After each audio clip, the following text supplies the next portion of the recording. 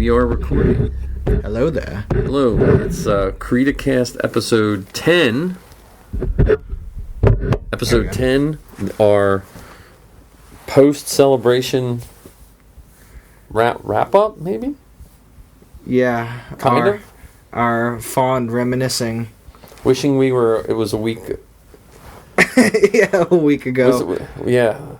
What were you doing a week ago? So that would have been Friday. I was at work. No, but a week ago you were at Celebration. Oh, no, you're right. A week ago, on Friday at Celebration. Good God, I don't know. We were all probably talking about the trailer somewhere with somebody.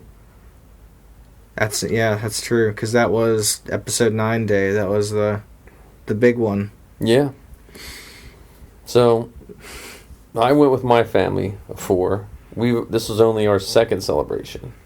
And I went with Olivia. This was our first. We didn't get any of those little my first celebration pins. Oh, right. And I got to finally get you the CreatorCast patch. The patches, yeah. The patch handoff. Which, to those of you who did order, they either have shipped or if they ordered shipping. Them, they've been mailed. All my orders have been mailed. There you go.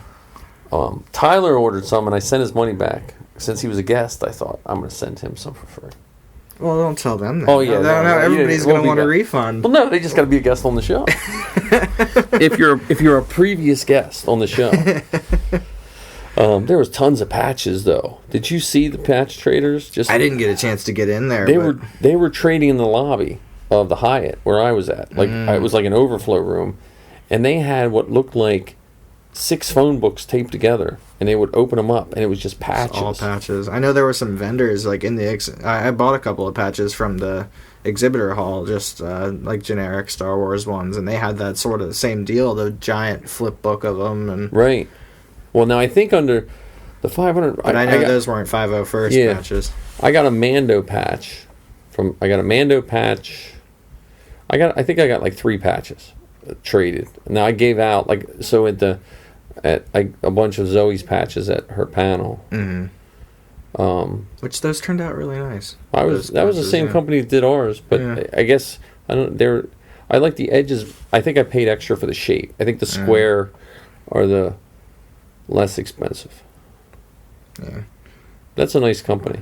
Yeah. They want to do coins. Now I get emails about coins.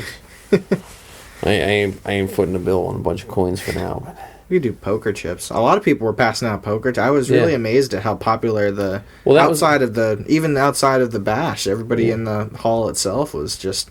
I got a couple of droid builders. I got one of the ones that was the too short. Somebody happened to be one of the too short for a stormtrooper. I should get one of those because that's what someone always says to me when I troop. Aren't you a little short for a stormtrooper? Well, Zoe, did you ever see her? You saw her poker chips? Yeah, we played some sabacc in the. Maybe that's why I think some people came and thought we were trading because we had the box open with all the chips, and we were like, no, we're playing sabacc. But here you go. You want to trade some chips? Yeah, I mean, so we got there Thursday morning at 9:00, and we had an early. They let us in our room at 9:15. So that's nice. Yeah. So when did you get there? Thursday? We got there Thursday at probably 3 or 4 in the afternoon, or maybe closer to 2 or 3. But we had left at 3:30 in the morning. Right. And that was a brutal drive. I was basically on my own for that one. Oh yeah. I did it though. I did it though. Full 10 and a half once with all the stops. And yeah, I did it.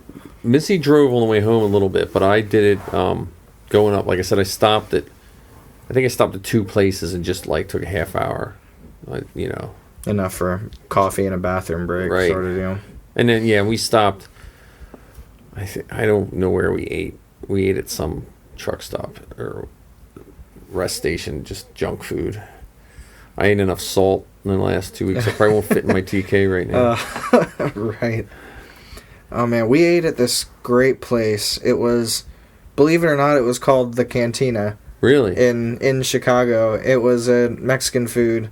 And it was, oh my God, to die for. I think a lot of people, it wasn't far from the convention center? It wasn't far from downtown, or from the convention center. So we kept bumping into other people. It was a tight space, so it was pretty easy to bump into other convention goers. But their food there was fantastic. See, we didn't leave the convention center. We wound up eating at the food court downstairs because they had vegan burgers, which were fine the first 2 meals. I was like, by the third, I was like, oh. And then we ate at there was 2 restaurants in the Hyatt, which were good, pricey but good. We tried to because our hotel was in Chinatown. We tried to branch out and taste some cuisine of Chicago, and we ended up at this a ramen shop, and but the one day we were looking for a place for dinner and everything was closed. And it was like Friday mid-afternoon around I think it was that Friday, and everything was closed. I have no idea why. But yeah, I forgot. I lost track of what day of the week it was. Like after Friday, I didn't know what day of the week it was. You kept track by. All right, today is Galaxy's Edge Day, and tomorrow is Mandalorian Day. Right. So let's see. The first day we got there was pretty late. Like we saw almost very, very little people in costume the first day. I think that was everybody's store day. The lines for everything were super long that day, too. And we just did a quick walk through, get to know the lay of the land. See where stuff was, because there was a food court upstairs, too, the vendors. We went and saw where the 501st booth was and the droid builders room. We had to find the podcast room for Zoe's podcast on Friday. Yeah. And where the autograph people, and then we went and I think we went in Rancho. Me and Zoe and I went in Rancho. We had to go pick up our media tickets, or media badges, and then we did a walkthrough with 000, which was pretty cool. That's the one. Right away on Thursday. Yeah, she wore it every. Once we got we were supposed to get media badges, but they give us vendor badges or something like that. But the vendor badges had Lando on the artwork, so I was kind of happy about that. Yeah, then we suited her up in 000, and we made the mistake of putting the mask on in the hotel room, and it took us an hour and a half to get to the. Where the. Oh, we're telling people on the podcast that weren't there, but the you guys know where. Right, the Skywalk that went from the Hyatt. Right, you had to go along where the little kids were playing chess. The whole one row was a whole bunch of elementary school girls' chess tournaments going on because they had these signs to be quiet, and the poor chess kids were seeing droids run by and walk by. No, I didn't see any of that. Yeah, that was at the one bridge to the Hyatt. It was an hour and a half to get there, just from pictures, just from photographs. Wow. And I posted up all my photos on Instagram, and they're linked to my Facebook. I have to just go through and organize and start naming what they are.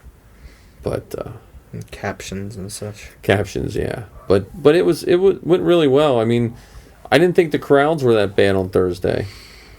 No, I mean, you could still there was around. lines, but I'm saying I don't think there was. You could get to everything. The tank amazed me. That's a nice looking tank. Who knows how they got it up in there? No, I watched them take it apart. Oh, it's like styrofoam. It was in parts. Okay. It's like styrofoam. Like one person was picking up the whole corner of the tank. There were a couple bolts, and they were pulling it into this. It was modular tank for that. Good for them. It's made of that styrofoam like you insulate your house with, like the big sheets of stuff. Huh. Yeah, they were just picking it up. It was really cool. I was watching them tear it down the day they were tearing stuff down. Yeah, so that tank was really cool. I did. We bombarded it as Will Rose. Scared the crap out of the tank. I think I have video of that because I was standing behind it. I have video of you guys. No kidding. You have to load that video up somewhere. Yeah, I have video of you guys running through. You and your... My beloved ice cream machine. Beloved ice cream machine. A lot of people got it. That's what amazed me is it would take people a few minutes. And listeners, that was it was Saturday was the running of the hoods at Celebration. So I was Wilro Hood and my girlfriend Olivia was the ice cream machine. That was our big surprise for the Celebration this year. We have trading cards made. If anybody will, let me know. I can send you some trading cards if you like. Yeah, they're cool too. Yeah, I was real proud of that. The little doodle. That'd be a good shirt. That'd be a good shirt. Yeah, it would be a fun shirt, huh? I'm just never as gung-ho about just like, I gotta get everything made into merch. Yeah, well. But, yeah, so we ran with the hoods, and that was fun. And that was a long run. Oh, man, we were so exhausted. I think you did a 5K. We called it after that. We looked at each other, we're drenched in sweat and, like, panting, and Olivia actually, in the ice cream machine, she was carrying our, like, merch bags. So you made her carry the weight? Well, I didn't want her to, and she suggested it, and she's like bragging the whole way back to the hotel, like, I did that whole run while carrying all this weight too. Like, oh man! But people would come up to us, and they'd be like, or walking behind, and we could hear them muttering, and then they go, "Oh!" That moment of realization. And then they'd say so, and they're like, "You're the ice cream machine. Oh my God, that's the best." I think there was only one other ice cream machine. There was, and their ice cream machine was 1,000 times better than ours. Yeah, but they had that creepy doll on it. They had one of those creepy dolls. Because they were carrying the Wilrow Hood doll, yeah. Yeah. I thought that was a clever idea, but those dolls were kind of creepy. I saw that booth. Yeah. Yeah, so let me see. When you went in, so we came in from the Hyatt side. We made a mistake of going around the building the first time, went in the front. Now it was ridiculous. So we could just walk in through the Hyatt. And we also made a mistake of, we remembered not to carry any bags with us. Because then they let you right through. We did that. We did the same thing. Avoided carrying bags until the last day the day it was, Sunday, snowing. And Olivia, she was Slave Leia that day. So we had decided, we're like, okay, let's have you travel in regular clothes. I'll bring my backpack, and you can, not have to walk outside in this. It was like stinging ice rain at the time. And so I had my bag, and we got there super early because I was trying to get in to get the exclusive book, the Master and Apprentice. I never ended up getting that version. No, I tried to get it for a friend, and I couldn't even get it. And so we had showed up early that day for essentially that reason, and for the 501st photo. I didn't end up in it, but I still got some pictures of it. I'm that guy on the left. That's me, that guy down there. And so we went up to the, like, we went the main entrance, we crossed the bridge because we came straight from the 501st photo, and the security guy, like, right there in front of all the exhibition, the metal detectors at, like, the top of the escalators there, the main ones, he's like, I can't let anybody in yet. But we were like, we just wanted to go get Starbucks, and I said to the security guy, I'm like, hey, can we just go get can we just go wait in line for Starbucks? He's like, yeah, sure. So we didn't even have to go through the metal detector, bag and everything. And after the Starbucks, it was open, so we were able to just... So you were that's the Hyatt side. That's the side with the droid builders and stuff? Yeah. Yeah, so that's the side we came in. Yeah. So that was the bridge we came across, just coming from the 501st photo with all the stairs and such. Yeah, they got a little... those guards did a good job, but I know, like, the first time we took 000 through, they asked for her badge. And then the second time, I just wore them around both of them around my neck, because she couldn't even couldn't grab them. So... That was the first time we went through the main entrance. Security for us was actually fairly lax the whole time. I was even able to get away with going through the metal detector. I'd hold my phone and wallet in my hands, and, like, it didn't matter what else was on me. I had my pockets full of the trading cards and the phone charger and stuff like that, and my Wilrow costume, because I had so many pockets. Oh my god, it was great to have pockets. Now you're going to want to do a pilot. Like, you got that right. Oh man, how great would it be to just regularly have a costume that has pockets? Yeah. Us TKs, we don't have pockets, and if you have anything, it's usually hanging around your neck in a very uncomfortable way. Yeah, or like lodged under one of your pieces of armor, so that way it doesn't... Yeah, I used to do that with my wallet, and then one time it wound up falling down my leg. And I was like, and I'm not, I can't carry anything with me. But yeah, so it was the one thing we noticed was there wasn't a whole lot of direction-based signage. You know, like, hey, go this way to get to the... It was a lot of trial and error and figuring our way around first. Yeah, and see, I didn't realize... So the podcast stage people... Because so Zoe did the podcast Friday, so I'm in with the podcast people. You know, I helped with that and helped make the bumpers and stuff. I did, like, the commercials and stuff. And that's what they were saying. Like, the signage and the droid builders had the same complaint. Like, they had a good location if you knew they were there. Yeah. But they were down, like, you had to go down, and the levels were kind of weird. If you went from the one side, it was 2 and 4. Yeah, and but on the other side... it was 1 and 3. So I didn't get that at first. It took me a while to, like, 2 days to figure out, like, oh, so you got to go down this set of escalators to get to this floor and this set to get to this side. And yeah, 000 went to the wrong floor the first couple days. We were like, wait, this doesn't look right, you know. But also on that 4th floor, I think they were playing all the movies continuously. Yeah, I think so. And I forgot all about that because that would have been a cool place to rest. To chill, yeah. You know, because we normally went down to the droid builders or the podcast stage to chill, just to lend support for the podcast people. Because Zoe's podcast, there was a couple that had some really full rooms, but Zoe's was pretty full for her podcast. A good show. You know. Maybe we'll get on the podcast stage next time. We'll submit. We'll have more than 9 episodes. Yeah, maybe. Or at least we can be a guest star. We can get your daughter to just have us as guests. I was actually thinking about that when Lizzie couldn't make it. I was like, oh, well, maybe. But that might not go over too well. Well, is that reverse nepotism? Yeah. You let your parents join you for a job, right? Yeah. So when you went in, we went in from the Hyatt side. So you went in, you walked in through all the cars. That's the way we went in. That was the way we went in the first day on Thursday because we parked in that. I did park in that garage the first day because we couldn't check into our hotel till 3. You know, right.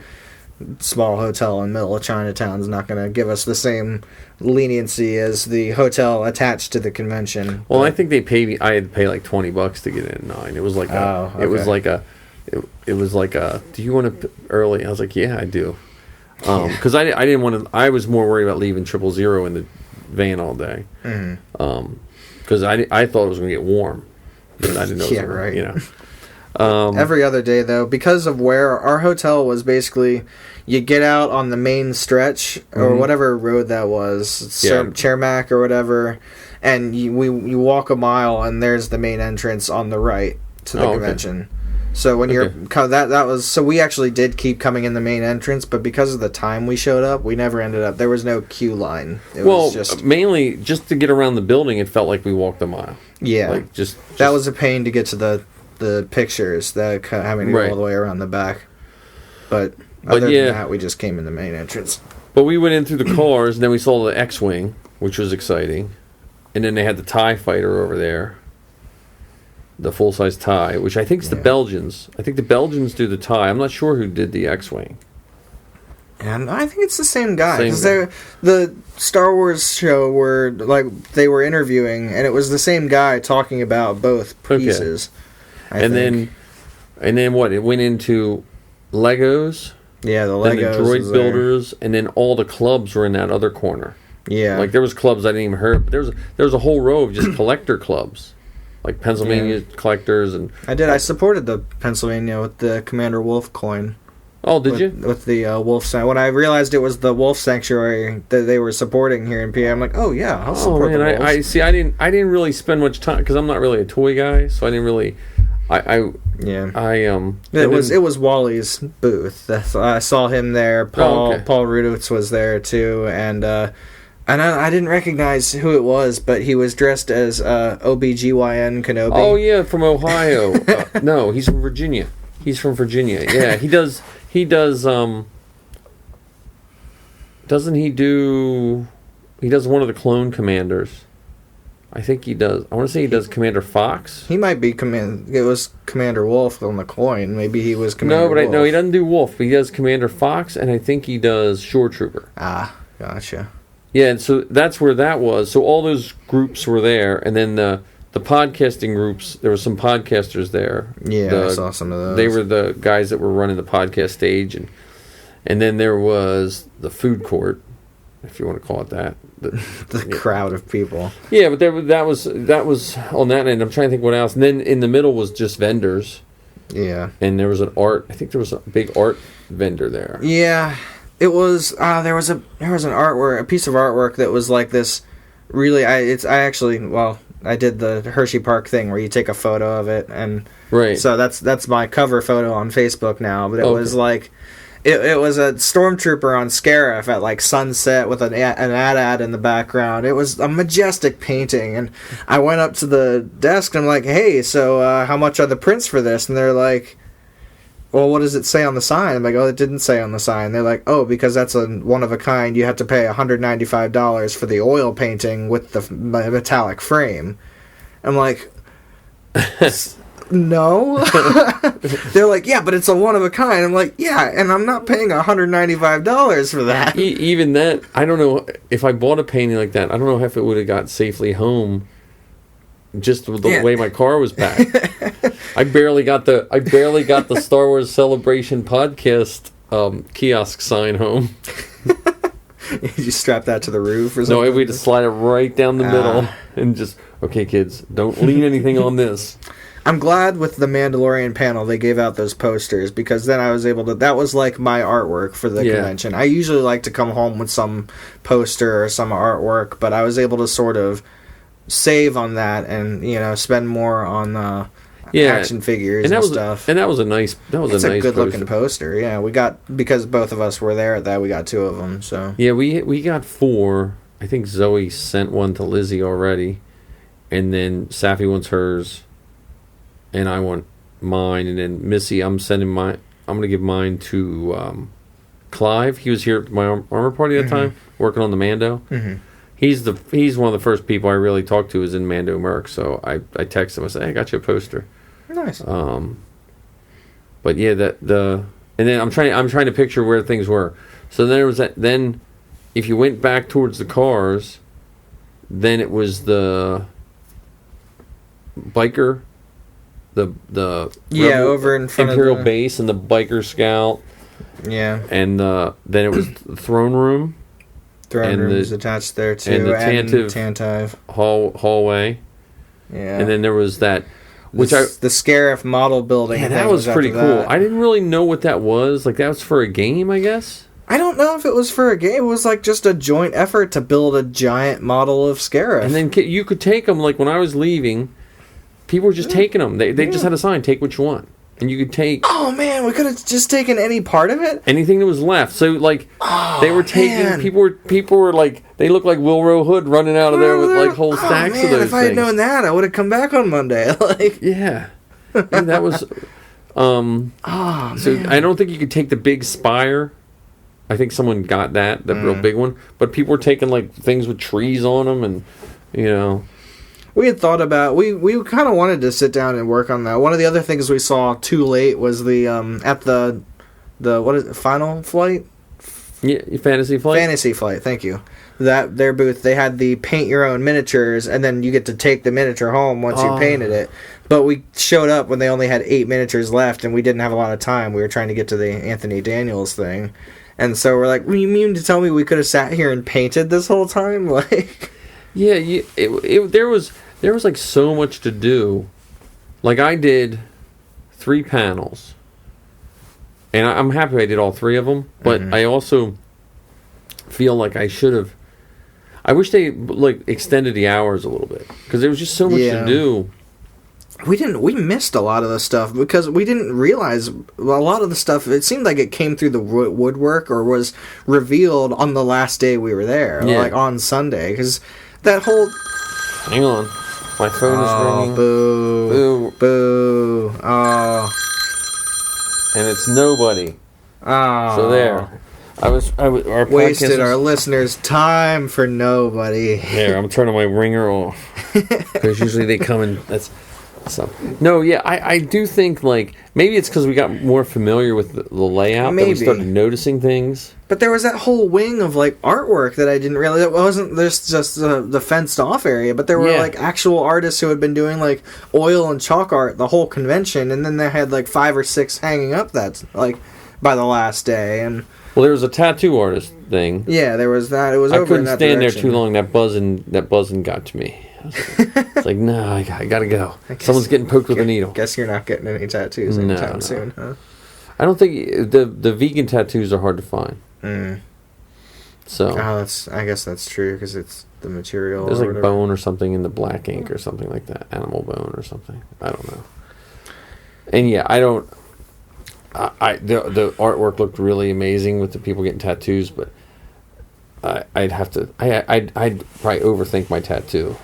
That's my problem too. I just can't settle. I can't decide on something. I was really disappointed though. There was one piece of artwork there that I really wanted to get because I saw they had it. It was the mural. They actually had the mural available, but it wasn't available for sale there. I had to put my name on a mailing list or something. They had the pricing for it, but they just didn't have any copies. That was a beautiful mural. Oh my god! And yeah, so it's like it's 7 feet long but a foot tall, and yeah, that was cool. Well, Zoe was concentrating on the Rebels one, right? But when they released that last part, because that was. After the trailer, that was good. I mean, it wasn't really revealing anything, which surprised me. Yeah, right. Like it didn't. I thought there'd be something like the picture of the Emperor or something on it. Yeah, right. Which my disappointment, there are no stormtroopers on the entire mural. I noticed, and I was kind of sad. There are clone troopers on the Attack of the Clones part of it, but there is not a single stormtrooper on that whole panel. Is it all good guys? No, because it's all good guys for the new movies. And Kylo Ren, I guess. But, like... Yeah, I had noticed that there was a severe lack of bad guys. Except for in very... Except the main... Yeah. They had Grievous. Grievous looked really cool. They had him, like, running or something. Yeah, I'll have to... I took a bunch of pictures of it. I'll have to go back and look at it. But that was really neat to see. That was just nice to see. That was, like, one of the first things we noticed when we went in. And the other thing you and I were talking about earlier was I was really impressed with the Rubies stand, which I know they'll take my 501st card away. Yeah, fired. You're being eliminated. But even the TK, if you take the helmet away and you look at the Rubies TK without the helmet and you look at Return of the Jedi, they are similar. It is pretty close. Like a lot of times when it's just not worn right. Mm. There's always the gaps in the wrong places, right. Or like they've got their thighs swapped or sticking out in weird ways, right?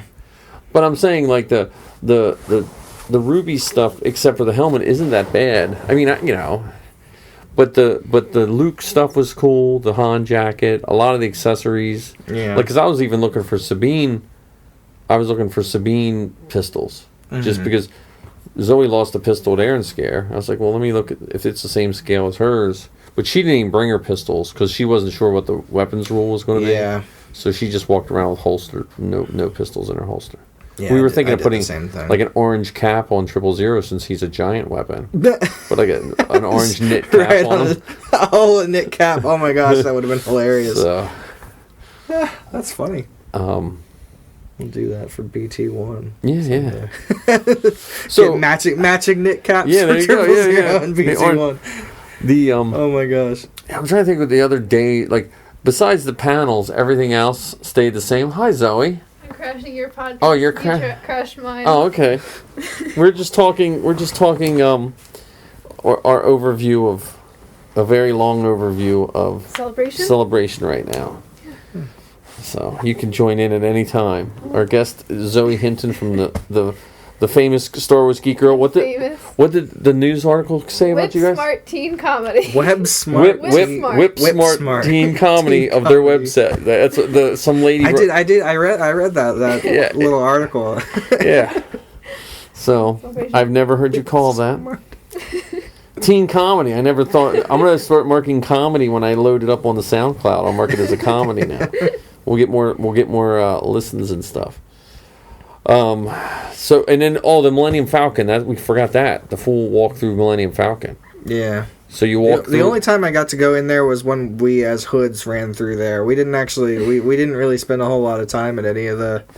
Yeah, we it looked nice on the brief moment we had in there. We were wandering around early because we had the passes that got us in a little early, and then must be nice. I know, right? and then we got the one podcast guy that was there from Fantha Tracks. Yeah, Fantha Tracks. They let him in, and so they let us in, and we took pictures of her and Sabine. At the table, I got the picture of me sitting at the table. That was like a childhood dream. I think the table was too big, though. The table was too big and too high, but that's just me being It was picky. definitely too high. It was Chewy sized. No, but it just, I don't know if I... Maybe you're just bigger now, though. No, because I think about when Chewie and C-3PO are sitting there. I got to watch the movie again. You get one of those laser sights that's like, all right, it's this dimensions compared to his height. Well, wait, you say that, but that's when I did her Sabine costume. I was printing out pictures and I was measuring. Okay, Sabine's hand is this long, Zoe's hand is this. That's how I was measuring to make the pistols. Like I was, because I've seen a lot of the costumes. Like Sabine is one of those ones where the scale is always off. Like I see people doing Sabine. And their armor looks more like Boba Fett armor, where the armor has to be slight. Like even the jetpacks, a lot of the Sabine jetpacks are way too big. It's supposed to be really tiny on her back, almost unnoticeable, to a certain point. And so I do that. But then we went. So you went in the Millennium Falcon, and the front part was the old Millennium Falcon, and the back part. And the back part was the Lando, and then Zoe was at the bar making me and the other guy drinks, which is probably not good, but that's the back part was pretty nice too. But yeah, that was really neat. I mean, and then I watched them tear it down, and that was just as fascinating watching them tear it down because it was just so much. It looked like when you were in it, you felt like you were in a big structure, and when they tore it down, it looked like really that looks so simple. So. That was pretty much, that, and then the Rancho Obi-Wan. Did you go through that at all? We didn't go through it. We kind of took a look at the helmets? Like the helmets that were all over there, and as much of what we could see without having to... Because the only time we really got over to that side was the first day on Thursday when we were just getting the lay of the land, so... Yeah, we got to say hi to Steve Sansweet, but that was about it, because he was over there.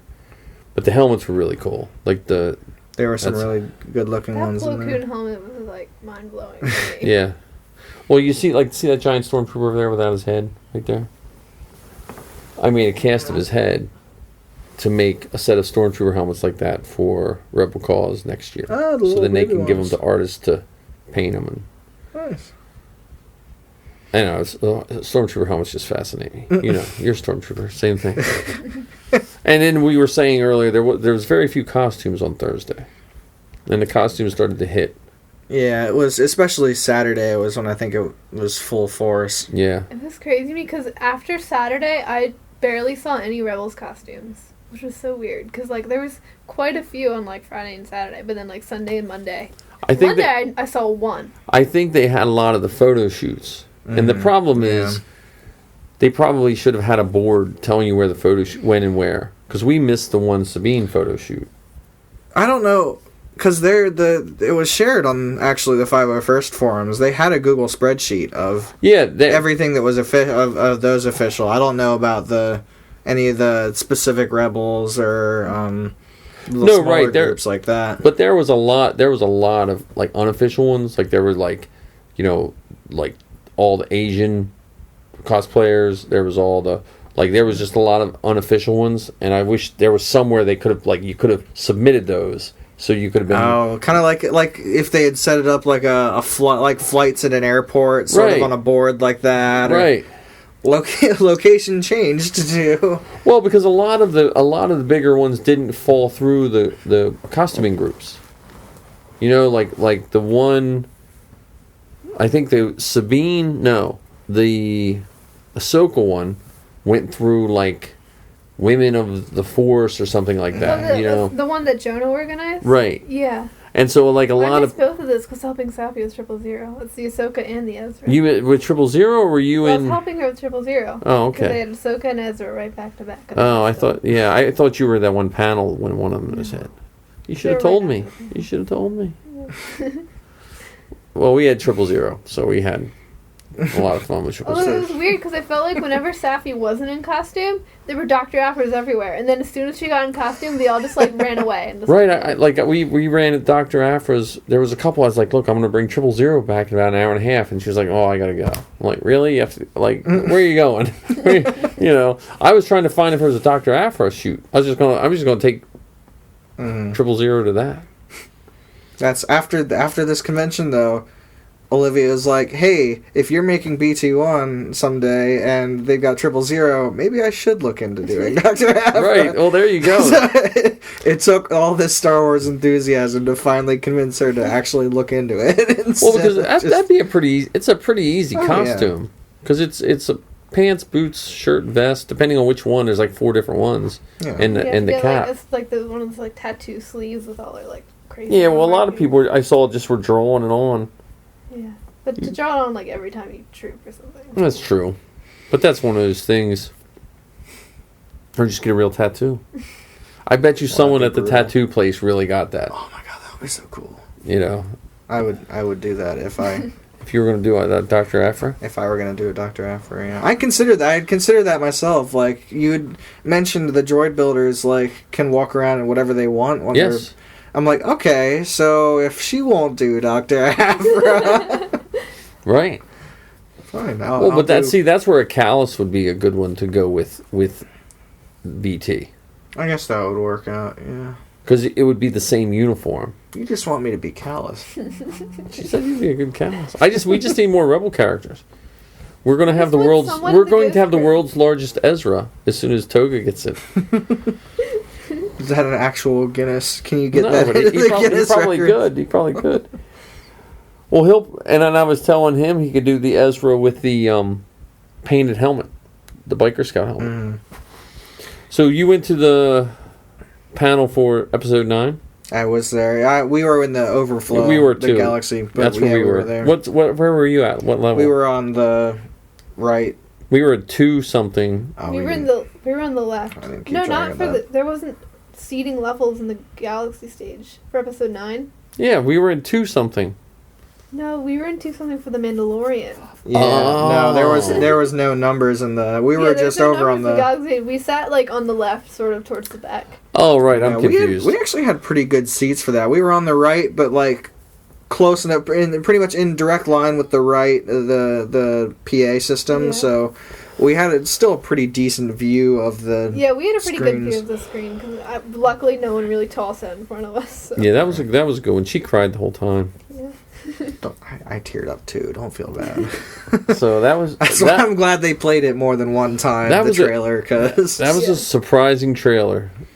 I was able to make it. The first time I was like teary the whole time. The second time I was able to go until Rey's hugging Leia, and that seemed like God. Leia's dead. I can't like. Yeah. Even rewatching The Last Jedi, we rewatched Force Awakens and Last Jedi because Olivia was like, not a lot of the stuff in the trailer made sense. We got to watch these movies now. Right. So, but even in the scenes in those with Leia, I'm like, wow, I didn't know how much I missed Carrie Fisher. The one with Luke and Leia in Last Jedi towards the end, gets me every time. Well, they and then also because of her passing, that's what kind of made them bring back the old costumes. Yeah. So which I'm glad. I'm glad they did that. I liked the Last Jedi. Or the Force Awakens costumes in a lot of ways better than Last Jedi. Mm-hmm. Like I liked Rey's costume in the first one better than the one in the second one. I didn't like that gray. I liked the darker. I didn't like her gray with like the puffy ribbed sides. Yeah, I liked the darker version of her sash going on. Yeah. I liked that one. It felt cleaner to me. It felt less deserty and more like. But I didn't like the little changes they made to the. First Order troopers either. It reminded me of those little changes they did in Empire to the TKs. Like I didn't like the black TK mouths in Empire. I think for the Last Jedi troopers, I didn't like how they pinched the sides of the... It made them look too small. Like their mouth, the frowns were too small. Yeah. I don't know. Small details. I know. That's what all the guys in armor look at. I think the only costume that I like better for Last Jedi compared to Force Awakens were Finn and Poe's costumes. Yeah, but that's... But they were like... Because I like Poe's patch, and I like Finn, like, not wearing the Stormtrooper clothes anymore. Finn didn't have much of a choice the first one. I liked the attention to detail, having the jacket stapled where it got... Yeah, that was I cool. appreciated that little detail, but I'm excited to see his own costume coming up here in Episode 9. Yeah, I don't... everything... Like, the first run of the trailer, I didn't realize that was the Death Star. It took me a second to I thought it was Malachor. The first time I saw it, I thought it was Malachor from Rebels. I was crying and it was very blurry. I thought it was some rocks. I didn't even realize it was the Death Star until we were doing my live podcast, and Steele said it was the Death Star. And I was like, oh, that was the Death Star, but I didn't want to say anything. So I was just like, oh, yeah. So you lied on your podcast? Your podcast is lying? In front of all those people. In front of us! Oh, I'm heartbroken. Yeah, so then we saw that, and then we went to your podcast. Yeah, that was a couple hours after. It was like 5 hours after that. And we got to meet Steele in person, which was nice. Steel Wars, if anyone wants to listen to a podcast. But he's funny. You can tell he's a comedian by trade, so. He had a good stage personality. And he had just come from interviewing the cast. Oh, no. Yeah, that's right. Because he works Ridley, Oscar, Isaac. Yeah, he works for like Australian TV or something too, and like he like. So I felt pretty impressed that he did your show. I know. After it downgrade. Yeah. Well, he's like, well, now I gotta do this. I gotta do this kid that attacks me online. They make fun of him because he didn't know what he didn't know the differences between the different seasons of Sabine. Yeah. So there you go. I only know them because I have to look at them even more than her to paint them. And he didn't know what periwinkle was. The first time he was on the show, he didn't know periwinkle was even a word. Because we were trying to explain the differences between the Sabines, and I said season 3 Sabine had periwinkle on it, and he didn't know what periwinkle was. And he was making fun of me. Maybe it's a color that doesn't exist in Australia. Well, I think we used the show art. I took his head and put it in place of the guy from Blue's Clues. Oh. And then put the girls peeking over the couch. Nice. That's the only thing I could go with periwinkle. And then, so that was Friday. Then you went, was that Friday? Yeah. And you went to the Bash. Yeah, Bash was Thursday night. Right. I really wish it had been Friday night or Saturday night, because going to it after having driven the whole day, going straight to the convention after having driving from 3:30 a.m. till 2 in the afternoon, going to the convention from 2:30 till probably we were there till maybe, I think we left around 5 to go get some dinner, and so we're like zombies the whole time.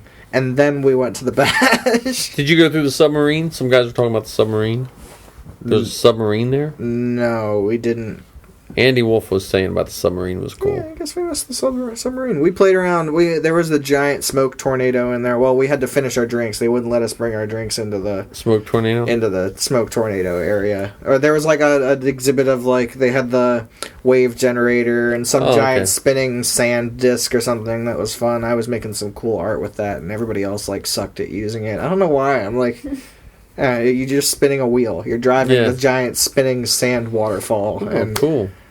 But nobody else could. They're like, why didn't mine look as pretty as that? I'm like, I don't know. You're just bad at driving sand, I guess. Driving sand. Did they had poker games and stuff?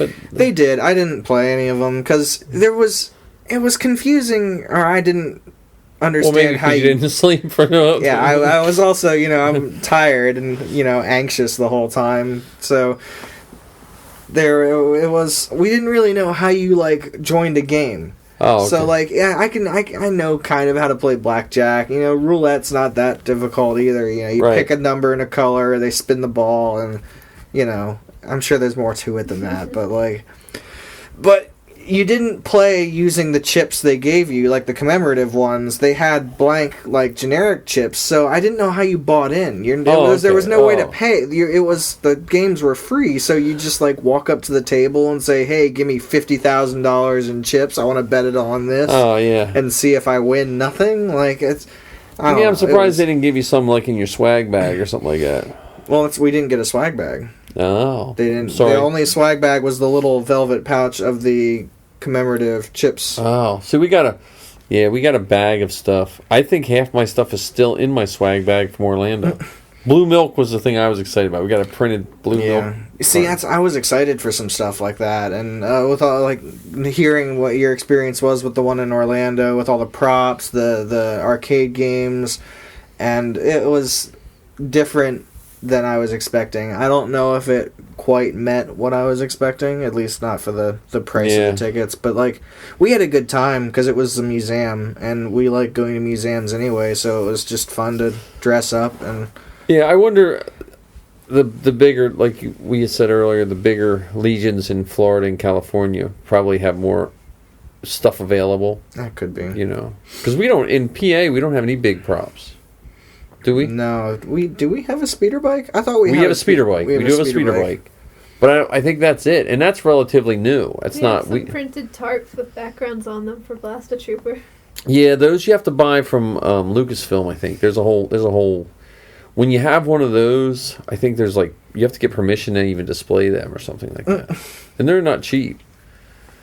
But we don't have any big props. I know in Delaware they used to have an Emperor's chair. And then we were at the stand, so Savannah Kiefer, she does podcast Dorky Diva. Okay. Which Olivia might like that one. She does, she's probably about her age or maybe a little younger. But she was at a stand that sold the Emperor's chair. You could buy it as a desk chair. Oh yeah, I completely forget what the company was, but I saw that. They had like a Death Star table. She's a rep for them or works for them or something like that. We were hanging with them. And then the other guy that was working for them is Gordon Tarplay, who did Safi's shorts. They made the shorts. Mm-hmm. Her rubber shorts. The rubber shorts. That sounds like something you put on a baby. And then we did Saturday was the Mandalorian. Did you see that one? Yeah. We were back in the Galaxy stage. We didn't get main stage for anything. So we got main stage for that one. Yeah.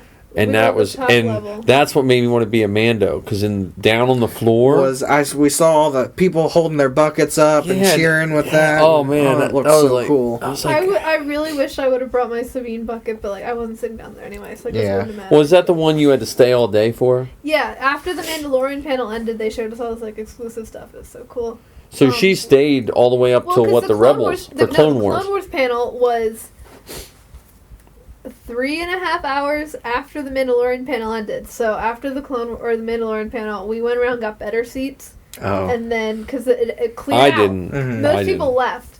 But you were allowed to stay. So you and Missy stayed. You and your mother stayed.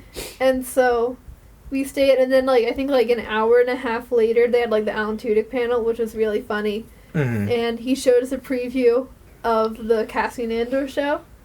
And she didn't even tell me this till today. Wow, you're just...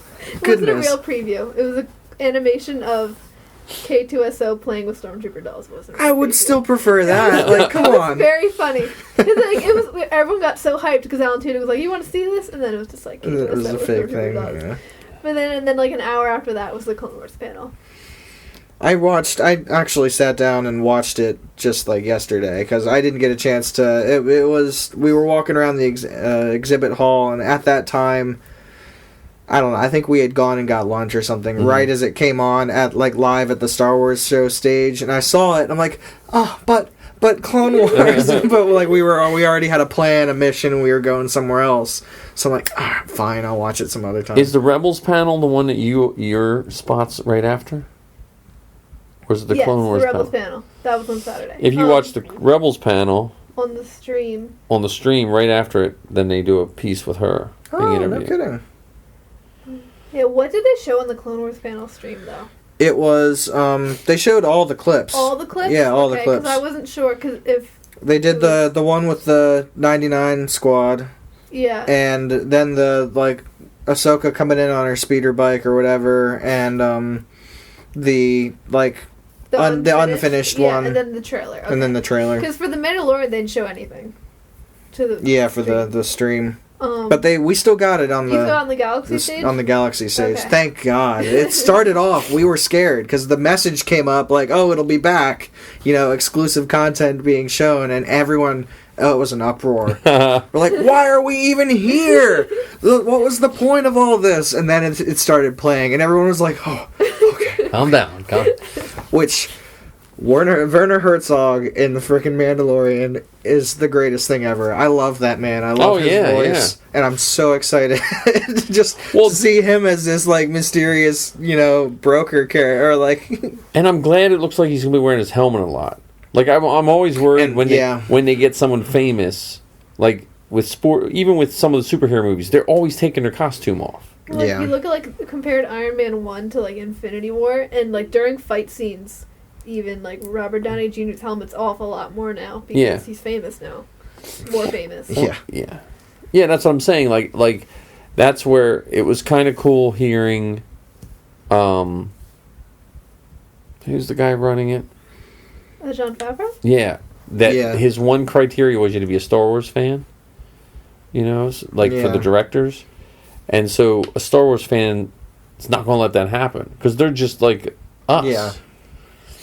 So. I'm looking forward to that too. And I saw it was the material in the scene. It was the, like, metal that makes Mandalorian armor, right? Yeah. That's what I thought. Yeah, Beskar. Yeah, see, I shouldn't have to make you new armor every time. I should just paint over your old armor. You're not a true Mandalorian making me make you new armor all the time. You should only have one helmet instead of 4. Well, we're going to have 5 because we got to do the epilogue. I know. Sidebar, I just remembered when you're talking about Toga being the giant Ezra, you need to make trading cards or patches or something that is the epilogue photo, but him standing way tall over everyone else. No, there should be a picture, like one of the pictures, like in the mural when it's like Sabine and Ezra next to each other, but like Toga's head's just cut off. Or cut off, yeah. Oh my gosh, that would be perfect. It's just like. Well, when he gets it done, we're gonna get some pictures done for the cards. Just saying, FYI, maybe T-shirts made, where his neck comes up and it's your head, like on the the T-shirt. Well, Choo Choo's daughter is doing Hera, so we just need a Kanan. And it looks good. So we just need a Kanan. And just need a Kanan. We need a chopper. Just need a Kanan. Stop pointing. No, we could. I felt dirty being a Wilrow Hood rebel. Like I had my Garrison Karita shirt underneath just so I would like calm down a bit. I kept walking by fellow 501st members and doing the nod or like I'd walk past a stormtrooper and be like, "Sup?" and they'd be like, "What are you?" and I'm like, "Oh, that's right. I'm not a stormtrooper right now." After the first day, I didn't wear my 501st shirt. I just forgot because I was dry, and those shirts. I love them, but they're not comfortable to drive in. Those racing shirts, and so I forgot, and I felt like because I was seeing guys, and I'm almost like giving them that nod, and they're like, "What's this old guy giving me a nod?" That's right, just some dude like he's in a random Star Wars shirt. And then I wore the Solo. I have my old man Solo jacket, but it's so it's made by this company called Black Leather Jacket, but it's not leather.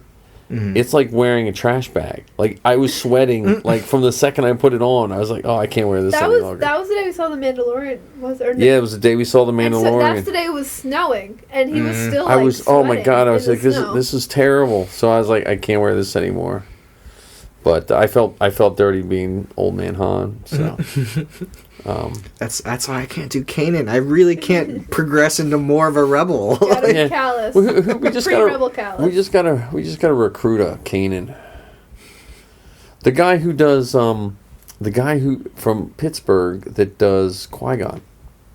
He's thinking of doing Kanan. There you go. You got your Kanan. Because he already got long hair and everything. Yeah. I was talking to him because the one night you're not gonna do buzz cut Kanan. No, man, no one likes that Kanan. No one likes buzz cut Kanan. It's the same Kanan, people with no beard and a buzz cut. No one loves that. Yeah, it's all hacked though. It's like long where he missed it. You ever see it? Like it looks like 12-year-old buzz cut, Kanan. Qui-Gon, he'd have to do the blind Kanan though. Yeah, that's what he's talking about. That's what he was talking about. Blind Kanan with. But yeah, the all the panels. So when we went to the 20th anniversary of Phantom Menace, that was the one. Oh, okay. I was the least. I was excited about it, but I knew what are you gonna do? It's they couldn't do anything. Did you watch it? I didn't watch it, but I saw some clips from it that it looked like they had a lot of actually decent content and people come out. And yeah, it was like cool behind the scenes of it. And towards the end, Warwick Davis was like, "We have a special message from George Lucas," and I was like, "Oh my God, George Lucas is going to come out on stage." That was in the back of my mind. That's the one reason because I was beat by Monday, and I was like, "Oh man, maybe I'll just go walk the floor," instead of having to go walk all the way over there and then sit. And I was like, no, it could be George Lucas. But he did. It was a nice message. They played a little message from him, and it looked like it was filmed on an iPhone for the first take, but it was still pretty nice. Well, I was thinking even when they were playing that message, they're filming it in the back. I thought he was going to come out, and I was a little let down that he didn't. Mm-hmm. But Ahmad Best was there, which was really good. He got chanted for and cheered for. That was good. And they showed a lot of the. They showed a lot of the footage of him in the suit. You don't see as much of that, and I think some people forget. Like 20 years ago, if you look at the CGI from Phantom Menace, it still pretty much holds up. I mean, maybe not the tanks coming over that one hill, that one segment, huh? Yeah. But besides that. But it's just that one segment of the tanks coming over the hill. It's not the big battle. It was good for the time. Right, but I'm saying besides that shot, the rest of them hold up even today. Well, they were showing us it was not as much CGI as people thought. Like they built the Tatooine race, they built that. And all of that stuff was miniature. Yeah. Yeah, well, and the audience in the big wide shots of the racing thing. It was Q-tips painted different paint colors with a fan under it, so they waved around. That was how they. Yeah, I mean, it's even. I mean, I know they call it the Skywalker Saga, but that's even a new term that's been thrown out probably the last year. The Skywalker, like the whole having it central, Skywalker central. Yeah, because I never thought about it that way, and I don't think the fans really thought of it being Skywalker central. It was just Star Wars, and. I think once Rogue One stuff came out, then it became the Skywalker Saga because they wanted to divide. But I did the morning of the trailer, the name release. Didn't I say at breakfast? I said it has to start with an R. Yeah, he said. That's what I said. It has to start with. He said it's going to be like the Rise of the Jedi or something. That was my prediction. The Rise of something. So, I was close. He didn't say Rise of Skywalker. No. He said Rise of so you're wrong. I know, but I was looking and I was like, what similarities does the third movie have? Mm-hmm. And it's Return and Revenge. It's because not only do they all start with R, but they all kind of mean the same thing. Revenge of the Sith could have been called Rise of the Sith. Could have been Rise of the Jedi. Well, it was Revenge of the Jedi. At first, yeah. That was the big. When I was a kid, that was like the big scandal. There was a few posters even made it out saying that. Oof. And then Lucas was like, I don't think Jedis would get revenge. That's what I love about George Lucas, though. Whether he knew it or not, he had this world somewhere in his brain. Because some of the stuff is just bizarre, if you think out of the box. But now it's just commonplace. And I think Disney did a good job with. I think what struck me in Phantom Menace was the artists were talking about. He had this mindset where when he would create things, he wouldn't think, "How are we going to do this?" He thought, "We're going to do this," and that struck me because I think too much. I get caught up in when I see something "How am I going to do that?" I can't. But if I just thought I'm going to do this, then I could probably figure it out and do it. I never think about how it's going to be done. I just start it and figure. I just figure it. even when during the episode 9 panel when they brought out Dio, it's even with the creation of BB-8, how are we going to get people to turn this into a real droid? And people just did it. Yep. I still don't know how that little round droid.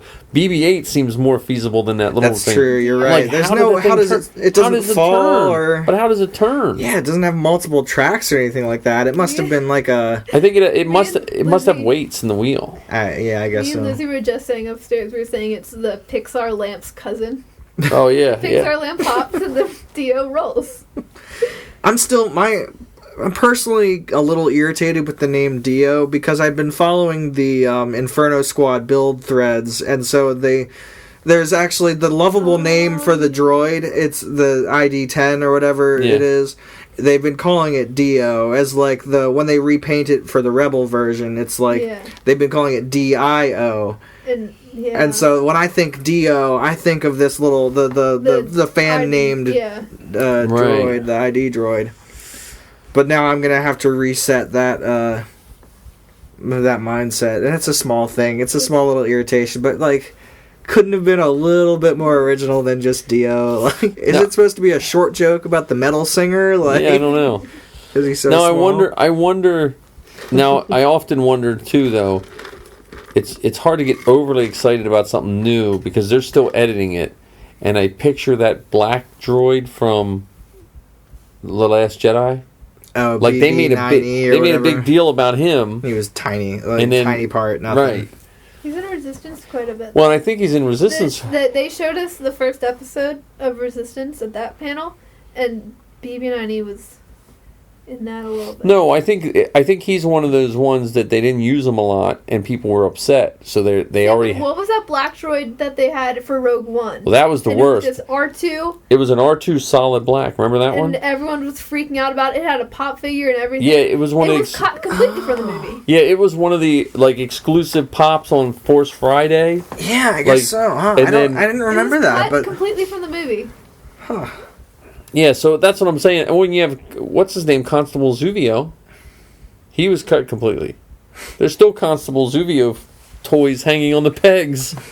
Or was it? There's one, he almost, it looks like a Lasat, but he's not a Lasat. Oh, the dude, I don't remember his name, but there's pops everywhere of this named character, the fuzzy guy from Rogue One or something that was never in the movie. Yeah.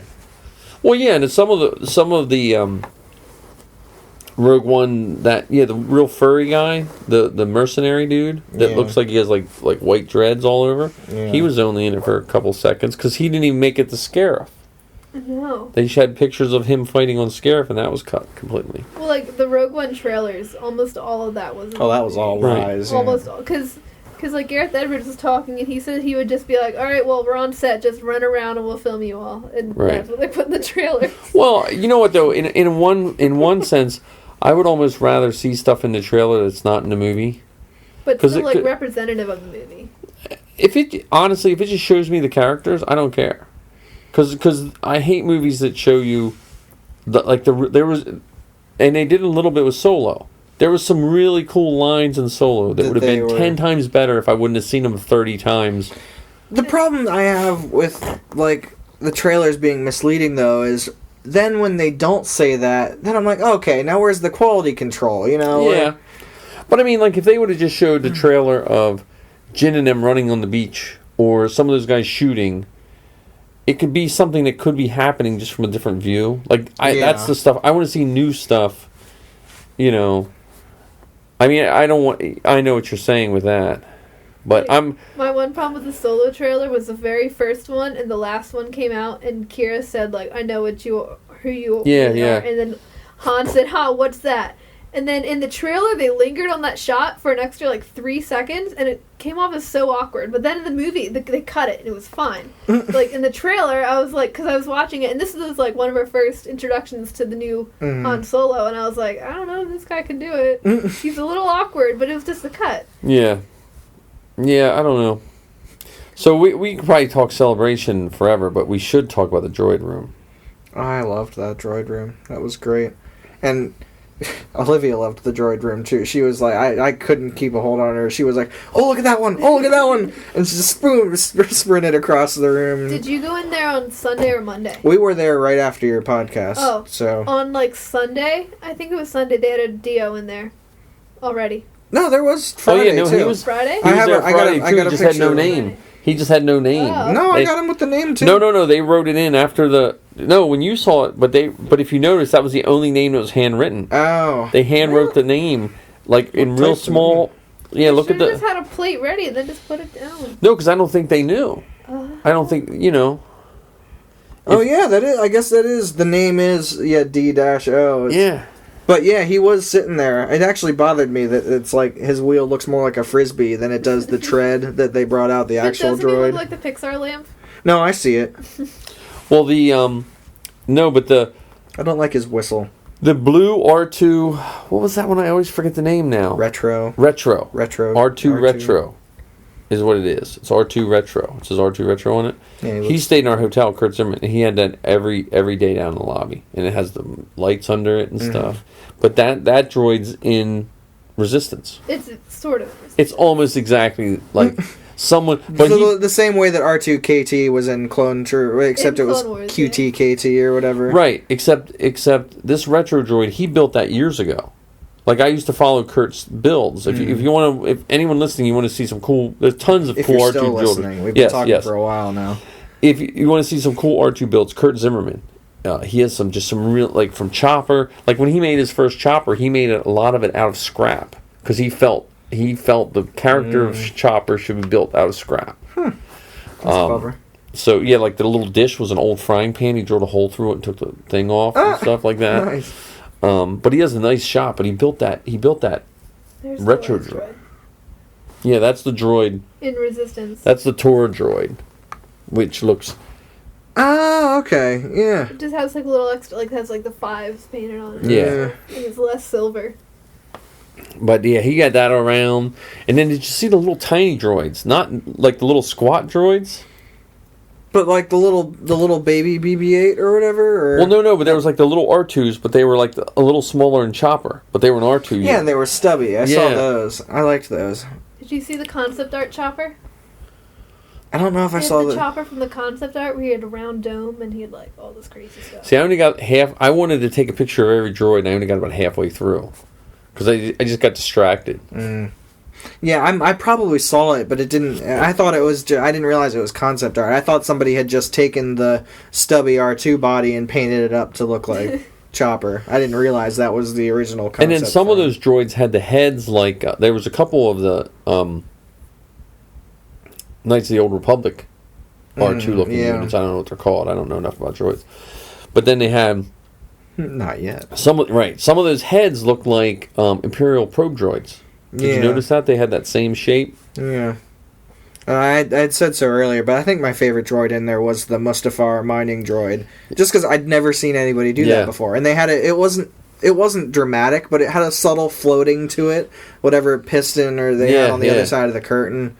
And then the glowing magma bucket. I thought that was so cool. It's such a small thing, and I pointed it out to Olivia, and I said... She didn't know what it was. When she looked at it, I'm like, oh no, remember when we were watching Revenge of the Sith the other day, and I said, isn't it polite of that droid to stand within, or float within conversation distance of Obi-Wan when he and Anakin are dialoguing there in the middle of their fight? Like, he's floating on this random droid. It could have flown away at any point. It wasn't trapped there. Like, it was very polite of him to allow Anakin and Obi-Wan to have this conversation. And she's like, oh yeah, that droid.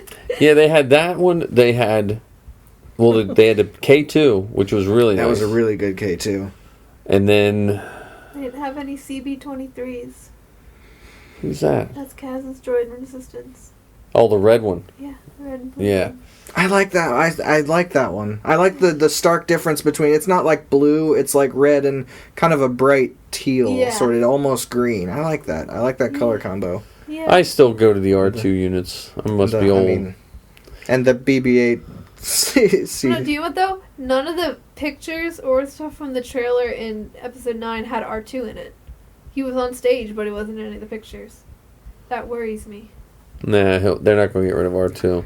I like a little detail I noticed, how everybody's like trying not to spoil things in like the new movie, but like between the poster and a comment that Anthony Daniels said where he's like, C-3PO's had enough, no more, and like we're time to rise up and take the fight, rise up as the droids.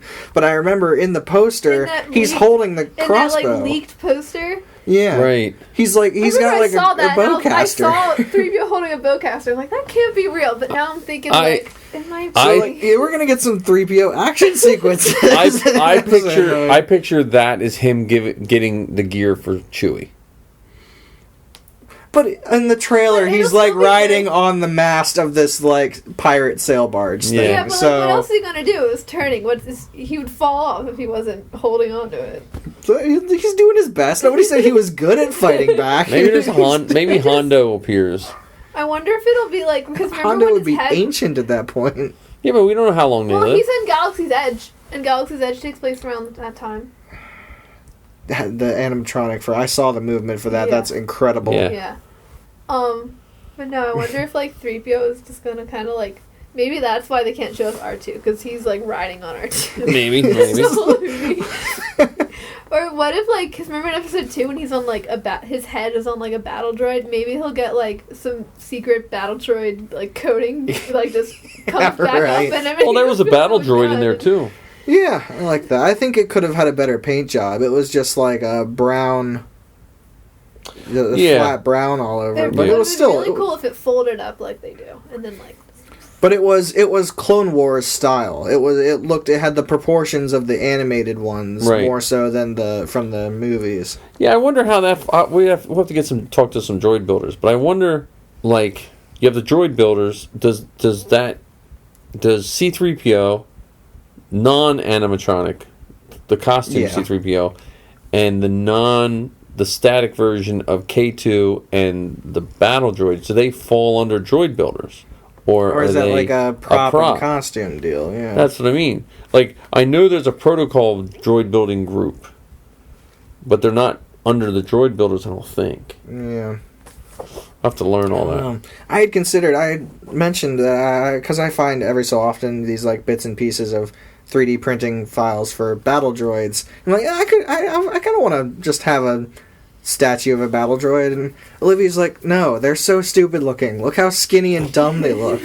Like, that's so pointless. She's like, the super battle droids are fine, but make it like Mr. Bones from the Aftermath books. I know, I want to make it Mr. Bones. I love Mr. Bones. I was talking to some guys. There's these twins. If there was an actual image of Mr. Bones, you know. Yeah, there's the twins out of First State Garrison. I was talking to them and they have a life-size battle droid. Mm-hmm. And they were 3D printing one, and I was explaining to them how to cast. I said, you have to cast that thing, because to 3D print it, that's weeks of printing. That's 2 or 3 spools of filament. And so I said to him, you should cast it, and then you could turn out a battle droid a day. You know? Yeah. And that could be our next secret armor party.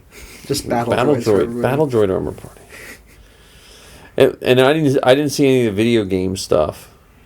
But I saw the armor for that. I watched the trailer for that new Fallen Jedi, the Fallen Order. Yeah, mm-hmm. It looked alright, and I'm excited to have a story mode, a Star Wars story mode without the. They went out of their way to mention in the panel like there's not going to be any microtransactions. No. There's no online multiplayer. This is all just story. Yeah, it was bragging like no microtransactions, and no, we're not going to add them later. It's like, well. There's a reason we think you would do that, and that reason is you. You shouldn't have to say so. That's very, very rude of you to imply that, like, you're the hero for not doing that. Know, it's like, you're the problem. Now, did you get to do any of the VR? No, I didn't get to. I saw some of the people in there waving their arms around in the glass rooms, but of course, now there's silly. They're doing VR. There's a VR place here in Rockville Square. That's Star Wars VR? No, but it's but one of those VR rooms. Yeah. I've played. My brother has an Oculus Rift and PlayStation VR, so I've done it. I've experienced VR before, but never one of those like interactive rooms or whatever. Yeah, we did the one at Rockville, which was a lot of fun, and the Star Wars one is really fun at Disney. We did. The Disney one you can't really call VR though, because the physical barriers are there too. Mm-hmm. So like when you touch a door frame, it's there. Mm-hmm. When you touch a droid at the end, it ends with spoiler if you're going to do it. But there's a droid there, and you touch it. When you take your stuff off, there's an actual droid sitting there, like full size. Yeah, it's not painted, but you can't touch K2SO. You can't touch K2. I tried. Oh, you're like. reaching out looking for him. But yeah, no, I mean the Vader VR. We did find a poster. Me and my mom did. We wanted to get the Clone Wars poster after that thing. It was sitting on a chair. It was there. So you snagged it. And my mom was like, "Wow, someone left their poster," and I was like, "Yeah, they just like left it there. I wonder if we should take it." And she was like, "Well, do you think they deserve it?" And I was like, "No, they left it there. They're not a real fan if they left their poster there." I'm still waiting though for a Skyrim style Star Wars game. That would be my dream. That would be my dream. That's what everybody wants. Ask anyone on the internet, they want a Skyrim style Star Wars game. And like just like picking your race and like all that stuff. Well, we had that in Star Wars Galaxies, but now that was open world years ago. Like you were just born, Zoe, so you weren't that old either. But it was Star Wars Galaxies, and it was from Sony, and I remember getting in on the beta. And then I found that it wouldn't run on the Mac, so I couldn't do it. But it was open world. You picked the race and you built your whatever. But the problem is it had the same problem that that the new ones have, is people that could commit a crap load of time. If you didn't have a job and you could just play for 10 days straight, and all of a sudden you had all this money because it was on like a multiplayer thing, right? No, we're not talking. We're talking single player. I don't want anyone else involved in my. No, it's mine. I want you pick your character, your class, like what you do. Like, okay, you got the Jedi, you got the Stormtrooper, you got the... Whenever I say that, people are like, oh, play Knights of the Old Republic. Like, no, it's not the same. Not the same. It's not the same. I want the physical mechanics of Skyrim, too. Yeah. You press the button and swings the sword, Skyrim, Fallout, like all that. I need to explore. Knights of the Old Republic, it's hard for me to consider that Star Wars. It seems more science fiction. It doesn't feel Star Wars. It feels like science fiction-y, not science fantasy. Because even I've seen like some of the clones or whatever from like the clone class you can be in those. They don't look like the clones that we know. Right. Well, they couldn't because what's his name wasn't born yet. Cool, because like that's the problem of setting like, oh, it's Star Wars, but it's 2,000 years ago. Because then, or however far before it is. Because then it's like, well, is the technology just the same then? For it is. It just has more bolts on it. Like yeah, right. Like their R2s are just a little tinier. But, like, it's like, oh, straighter legs. They have not evolved lightsabers at all over 2,000 years. It's like... But, yeah, so, I'm trying to think. I didn't see the closing ceremony. I didn't see that either. I didn't really stand by the stage much. The one time you were at the stage, we tried to get 000 over there, but once you threw that mask on, like, I think the new rule for 000 is every time someone takes a picture, she has to take 2 steps. We just need to get her a sign. You know what I mean? That says no pictures right now. No. It's hanging around her neck. Well, that would be an event if you want to... If anyone's out there in the Pennsylvania, Virginia area, in October, Aaron Scare, that you troop. Because that's cheap. It's because you can drive down there. It's just one day. Or you can stay at the hotel, which was, again, it's just, you stay one night. You stay like Friday night. And the hotel wasn't, and it's like literally in the driveway of where your thing is. And that's one of those events where it's like a 7-hour event. They put you on a spreadsheet. And so you only have to troop for an hour. And then you have to be like 15 minutes before your hour starts, you have to be in this little holding area. And then they come and get you with a sign, and it says... No pictures, we're heading to. You stand at your designated spot for an hour, and then they come pick you up. And that's a fun troop because you're in the Air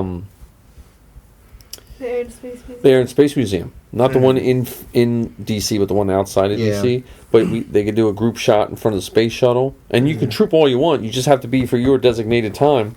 They have a display case. A display case of like vintage old Star Wars figures toys and stuff. And then, like, the West Virginia guys got that thing, like, organized. Like, well, the West Virginia brings the Tatooine set. It's like a door and everything. And so everywhere you stand for pictures, you have a set. Like, I was I was with Vader, so it was like me and a couple TKs. and Vader, and a couple officers, and we just stood at one spot for an hour, and people just cycled through. And then the Tatooine set was the R2 and 3PO. R2 and 3PO, just all day. Dan did it all day. Oh, wow. So now next year, Safi will be able to jump in on some of that droid stuff. 000 will have to go near Vader. Well, I'm hoping. I think they'd figure that out. There's also, but there's there is down in Virginia a bunch of Afras. That one girl that did the CRL for Afras. No, not that girl, but there was another girl from Virginia that did the CRL. She writes for StarWars.com. She does an Afra. So what they do is they look at what they have and they try to build sets. So like they have all the Rebels characters and all, like you filled in for the Yeah, they had one Sabine, and she took a bathroom break because they already had Sabine, so I had to just kind of walk on the other side of the place. And then she took a bathroom break, so I was like, it's my time. And I ran in the Rebel set, and I was only there for like 15 minutes. She came back. Nice. But they, they have droids there, and the Blackbird's there. Mm-hmm. So that's a if you're looking for like a weekend, but it's usually the Saturday before Halloween. Okay. So, and it's what is it, a 2-hour drive, 3 hours? After driving to Chicago, every troop's going to feel like, nothing's going to feel like a far drive. I don't even feel like... I got to drive up to... driving to California, nothing feels like a that's true, too. I got to drive up to Connecticut next week, and that's going to feel like nothing. Right, so compared to driving to Chicago. It's surprising going out to Celebration. Once you got out of Pittsburgh, we didn't hit a single hill. It was so flat, yeah. Yeah. I had a hard. That's what I have a hard time with that because I get hypnotized and zone out and just kind of point myself straight and hope I end up at the end. Well, driving at night was tougher than driving home because in home we drove during the day. Well, I was just so tired because I stayed up. I was up late so much working on 000 that my time sleep was off. Mm-hmm. So I wound up being downstairs with guys till like 1 a.m. and then I started to get tired. Mm-hmm. And then I'd get up at like 8 or 9 and I think my sleep schedule, because we didn't have... Our hotel was away from, like, the groups and bars and stuff like that, so... I think during Celebration was my most healthy sleep schedule I've ever had in my entire life. That's like, in bed by, like, 10:30 or 11 at the latest, and then up by, 8 or 9 to get over to the panel. Oh, my God, that lobby after the banquet at the Hyatt... Sure, that was it had to be breaking the amount of people that were allowed in there because it was just packed full, and there was the guy with the wampa legs on stilts, but he was like bare bellied, like a big beer belly, and like somewhere dancing around, and there was Hip Hop Trooper there. I didn't see Hip Hop Trooper as much as we did in Orlando. Like in Orlando, he was all over the place, like doing all his dances. I only saw him a couple times. He did, yeah. He was around that one day. I guess it was Sunday. We saw him Sunday, I think. Yeah, in Orlando, you saw him everywhere all the time. Like if you stood still in Orlando, he wound up coming around. Mm-hmm. But Orlando had. They had more, like that main hallway in Orlando, seemed like there was more traffic in that than there was. Because the Orlando showroom was, they had things squazzed together a little more inside. So if you needed a breather, you had to step out, which I didn't feel like it in the showroom, except for around the stage, it never felt overly crowded. Yeah, no, you're right. You could kind of step off to the side next to any of the booths, and there would be a pocket of air. Yeah, I mean there was a couple choke points, but overall, like the main aisles were big, and along this, like it was always quiet over near the TIE Fighter. You could always there was plenty of open space there, or at least chill space, maybe not open per se. But I tried to do a live feed to Celebration Lancaster, but it kept dropping. It just kept dropping. I probably just a phone service down there. Everyone was hitting this thing. Because I even tried to jump on the free Wi-Fi, and that didn't work. No, I turned off Wi-Fi for that whole trip. Even our hotel's the only time I made use of the hotel's Wi-Fi was to stream the Game of Thrones episode. Oh, okay. He did that too, and he fell asleep. Oh. Yeah, I got through the first 2 minutes, and I fell completely so I had to watch it. I just watched it when I got home. Certain things I like watching on a screen, Did you guys end up getting to catch any of the guests at the Star Wars show live stage? No. We barely were around the live stage. Right, because it was just, by the time we got done panels every day, then we took Safi for 000. That took us until almost 5 o'clock. Because the panels, we got there early. Yeah. Whenever I was like loitering somewhere, I usually just loitered around the 501st and Rebel Legion tables or the droid room. We walked around the Disney place too. Oh yeah. That's when you met Ashley Eckstein in the morning. Yeah, she was cool. What's the park? Galaxy's Edge. That was neat. I'm excited. Apparently, they're making a comic series to go with. They're writing tons of books and some books too. Yeah. I'm actually excited about that. I'm curious. Yeah, I think it's a bit of a gimmick, but I'll take a gimmick. I'll take a gimmick. Well, because at least it makes it. I've always said since I was a kid, the one thing Star Wars fans like more than anything is to be able to lean over to someone who's not quite as much of a fan and explain a little detail. Yeah, right. You know what I mean? Like when I was a kid, I said to my grandmother, "That's Snaggletooth," even though that really wasn't his name, but I knew the action figure was named Snaggletooth. You know. You know that because I do it all the time. Yeah, well, that's no, but I mean that's what makes it better, because that you don't have to be a big fan and care about all that stuff. But if you do, it makes it worth your time. Where before Disney took over, half the books no one cared about. None of them really counted, but they kind of counted. Not all of them were in line with each other. Yeah, they didn't. None of them lined up. And George Lucas he said none of the books counted. Like as much as people say make Legends canon, they never were. And so now, if you spend $20 on a book, it at least lines up. Yeah. And that's what I think is cool. And if you don't want to read it, doesn't suck. Good quality books. As long as it's you can watch the movies without having to read all that stuff, then it'll be fine. If it gets to be that you have to do homework to enjoy the movie, now if reading the books makes the movie better, that's great.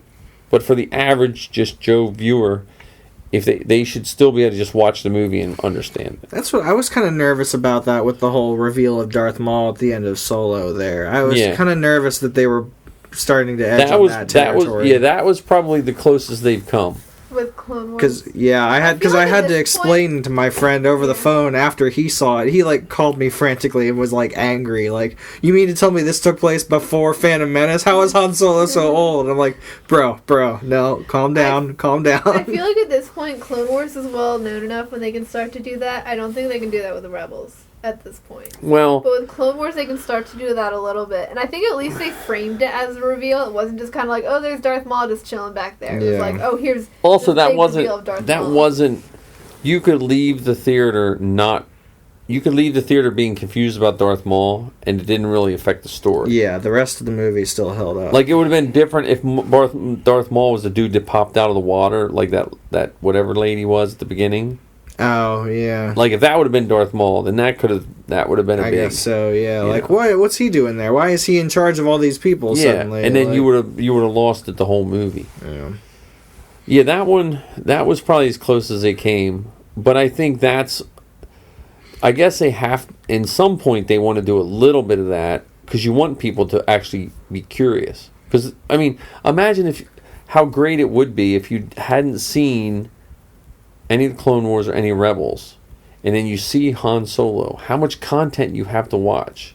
I'm almost envious of those people. Now, because now they ripped Clone Wars off of Netflix, so it's going to be on Disney Plus. Right. And they're putting the new season there too, so it's yeah. We have them on DVD all but the last couple seasons anyway. All the last 2 seasons. 2 seasons. No, I don't think we have 5. Well, you have to tell me what we need, and we'll make sure we get them. We need Clone Wars. I'm gonna go for the. I'm as much as fight the corporations and whatnot, but I'm gonna just get the Disney Plus account. Oh, I am between the Star Wars content and Marvel content that's going to be on there. It's already paying for itself. It's already worth it. Well, no, I agree. The DVDs came with some art books, and around here we have Just Press Play, so you can buy them used relatively inexpensively. No, yeah, I can't wait for the streaming service. When's that start? It's supposed to launch in August. I don't know how much it's gonna have on at the start. Like, yeah, I think I'll it's wait gonna a come little out. while. And is it gonna start with like some Marvel stuff? They said they're only releasing Mandalorian episode by episode. It's not gonna be a binging show. Oh man. I know. Well, but that's good though, because the problem with binging sometimes, you watch it and then you're done, and you also you miss some of the details. Well, maybe you do. I do, because I'll binge it because then I'll binge it and then I'll re-binge it, rewatch it, and you still miss the same things you missed. Like I like shows that you watch it once, and then you have time to go back and look at it again before the new one comes out. That's just how I like it. Must be an old man thing. It must be an old man thing. I like being able to take it all in as one chunk, all the information at the same time, and process it all as one connected story, not having to come back a week later like, wait, who's that person again? Maybe you just don't have... I at least hope that Clone Wars will be bingeable. Yeah. Because I don't know if I could do waiting a week for each episode. Yeah. I just want to binge it. Well, certain shows I like to binge. Like, I watched Lost. I came late to the game for Lost. Mm-hmm. So the first 4 seasons, I binged them back then on DVD. I just watched straight through. I like that much better than waiting for week to week. And the same with Game of Thrones. The first, I think, 2 seasons Missy and I binged. And then I just like that better too. So... But my Star Wars, I don't know. I just like to savor Star Wars. Maybe it's just, I think it is with me, and maybe my generation, is we were so thinking we didn't have any more. Oh. Like we thought we had 3 episodes and done. And so then everything entitled. Anything you get, huh? We're entitled. We're used to being served all this Star Wars content on a silver platter. Like for me, because when I was like really little, I was new to it because I was new to the world, so like it was new for me. And then Clone Wars came out when I was like 7, and so I watched that for the next like 5 years. And then not that many years after Clone Wars ended it was like 2 or 3 years after Clone Wars as Rebels started. Right. And then like we started getting all the movies and stuff. So well, I've never had to wait too much for stuff. And we had caught up on Clone Wars because the last couple of years of Clone Wars it was hard to find it. They moved it around. Yeah. Like it was on Friday one week and the next week it was on Saturday. And it was on like there for a while it was on Cartoon Network but you had to pay for a couple of years you had to pay like the next tier of cable to get Cartoon Network, and then the Cartoon Network's included. So the first micro series Clone Wars, I remember when it came out, I rushed home to watch it, and it was 5 minutes. They were 5-minute segments. So you're 5 minutes later, like, what? Where's it happen?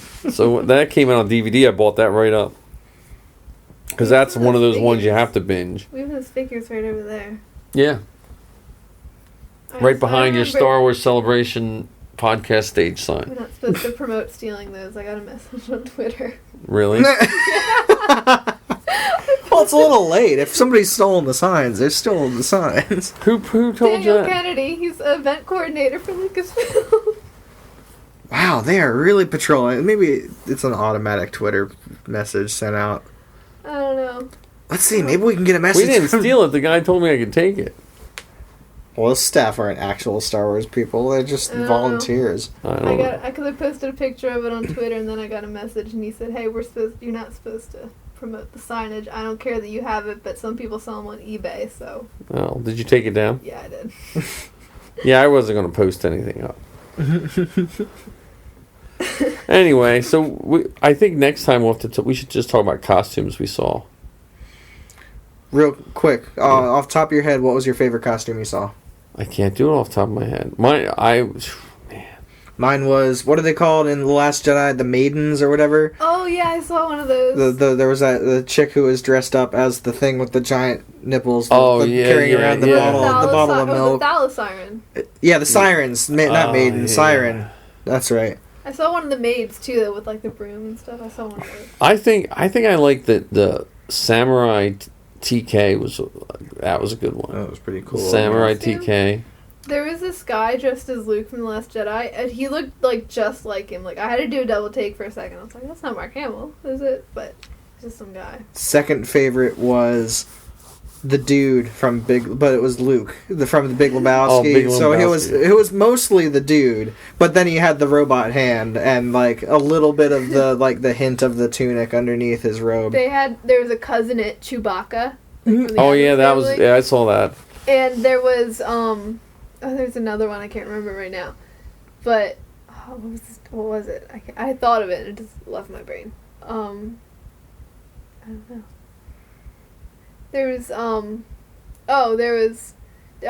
speaking of the Thalassiren, did you see the picture? And it was like a Luke like milking the Thalassiren. Like there's a Thalassiren right there, and like there was a Last Jedi Luke like milking him. I saw that one. Oh, and there was this one guy that looked just like George Lucas too, walking around. He just had. Like, I did a double take for him too. I thought like, it was him. And then did you see the slave Lucas? I did. With the flannel bikini and the denim. Yeah, that was good.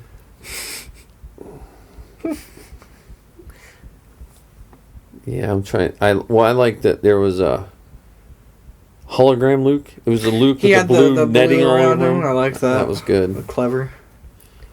I saw one guy that was like Vader, but like from like his like pod in like Rogue One, so he was all like naked. There was the Vader from the game Force Unleashed. Where his leg was all melted, and his that was a good one. Shirtless Kylo Ren. I saw it too. The pink short boom mic guy. Oh, I saw that guy. Yeah. There was a ton of. They ran with us with the hoods. Yeah. There were a couple of them running around. They were miking the running of the hoods. That was good. The Cylon. Howard had his Cylon on. I saw the Cylon. That was Howard. That was Howard Brown, and then Howard had his Flame Trooper. Which looks like the most uncomfortable costume to wear. Yeah. Good for him. First Order Flame Trooper. It looked nice, but man, it was... I saw... Oh, you know the one episode... not Warhead, the other one. The, like... Oh, the... Hammerhead? No. No, the, like, base... The Why Can't Do Job episode of Rebels. And there's this big droid with, like, the dome head and, like, the red, like, eyes. Oh, yeah. That were trying to kill Zeb and Ezra. Yeah. Him. I did see that. Yeah, I got a picture with him. It was pretty cool. Well, and that the Death Star droid, the silver one that was walking around. Yes. That was all made of foam mats. Really? Yeah. Okay. Yeah, that was a nice one. I liked the people that did like the costumes cheap. So there was the Stormtrooper, but it was like crudely cut foam. And yeah, there was a Chewie like that too. Well, there was a Chewbacca and a Yoda in the adult size kids costumes, like string masks. Do you ever see that? And it has like the plastic Chewbacca with the picture of Chewbacca on the chest, and then a string mask. That was a good one.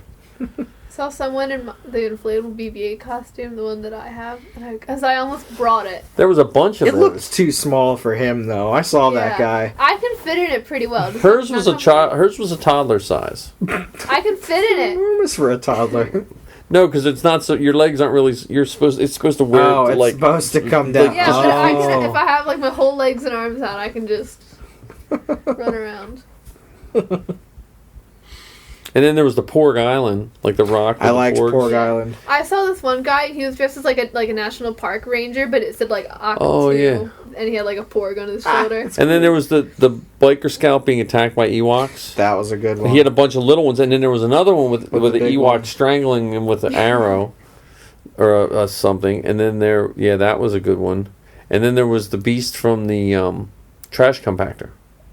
I didn't see that one. That was a guy being strangled by one of those. There was also this guy, and he was dressed as like Luke with Yoda on his back, but instead of him being Luke and having a Yoda backpack, he was Yoda, and he had like a Luke like. Oh, that's like funny! I didn't see that one. Nice. There you go, listeners. There's your podcast. Sorry, we just ruined our content for the next podcast. Yeah. But we'll do. Maybe you know what we could do is the next one. Maybe we can do a slideshow of a bunch of pictures we took. We can put it on SoundCloud, but we can also upload it to YouTube with the pictures of all. We can like comment on a bunch of pictures. Give us a couple weeks to get that together. Yeah, right. So, but we could do that. But the costumes. I mean, we could still the costumes and the props alone. You know, gone for days. And and we'll have free comic book day to talk about. That's true. So. Free Comic Book Day coming up. Support your local. May the 4th, support your local comic book stores for Free Comic Book Day. Right. A lot of them will have good deals on their standard stuff. But and they should have a free Star Wars book. Some kid was asking me what the free Star Wars book was like at Celebration. I'm like, I don't know. I'm just old man Han right now. So, all right. Well, we're like running out of energy now. I know. Well, we're probably still on celebration time. I feel like I haven't still. It's only 9 o'clock. We haven't even I know. We haven't even grocery shopped yet. We're still just like what remnants are in the fridge that are fine. Crap! I should get coffee creamer. You're now reminding me of all the things that I need to do. Okay, now the section of the show where we make our grocery lists. Oh man! Oh, what a time that was! Great time. Good all right, people. Well, we will see you. This is episode 10. This was episode 10, talking about episode 9. Yeah. May the force be with you. Check us out on Facebook and whatnot. And, yep. You know, if you want patches, let us know. Yep, if you want to be a guest, let us know. And we will hopefully record some much sooner than we did. We're starting the new year out right. We've done 2 this year. Yeah, we're up to 2 now. 2 this year. So all right, April. Yeah. Thanks for joining us. Yep. Zoe. Yeah, thanks for having Zoe. Where can they hear you at? Star Wars Geek Girl on SoundCloud, iTunes. We're on Twitter at SW Geek Girl. That's where I bully Steele. She's more used to the plugs. All right. Yeah, she's very good at plugs. Okay, bye. Facebook Star Wars Geek Girl too. I think that's everything. All right. Goodbye, everyone.